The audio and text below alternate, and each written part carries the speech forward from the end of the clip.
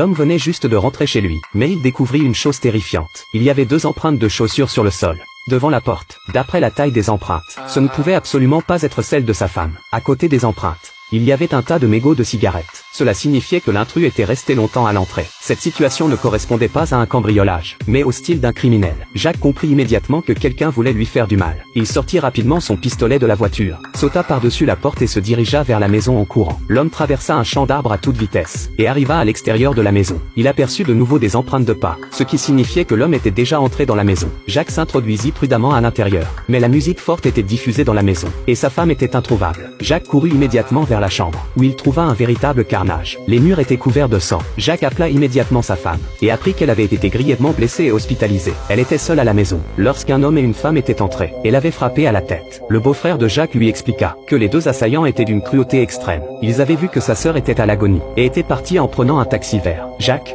une fois informé, transféra immédiatement sa femme dans un hôpital privé. Puis il rentra chez lui pour commencer à creuser dans le sol. En tant que tueur d'élite, il cachait de nombreux équipements chez lui, que sa femme ignorait totalement. Après avoir pris les armes nécessaires, Jacques se vêtit comme un touriste, et sortit en voiture, à la recherche du taxi vert. Une fois qu'il le trouva, Jacques ne descendit pas du véhicule, mais nota les informations sur la voiture. Le soir venu, il se rendit à l'entreprise de taxi. Il prétendit avoir une urgence et besoin d'informations, puis se recula, mit des bas, et brandit son arme. Le gestionnaire, en ouvrant la porte, fut tué sur place. Jacques entra dans la salle de gestion, et consulta les registres des trajets des taxis. Il découvrit qu'une voiture était passée près de chez lui il y a 2 jours. Jacques sortit de la page de recherche, et en utilisant les informations sur le véhicule, trouva que le propriétaire était un jeune homme. Jacques savait désormais tout, mais pour dissimuler son véritable objectif, il fit volontairement des ordres dans la salle de gestion.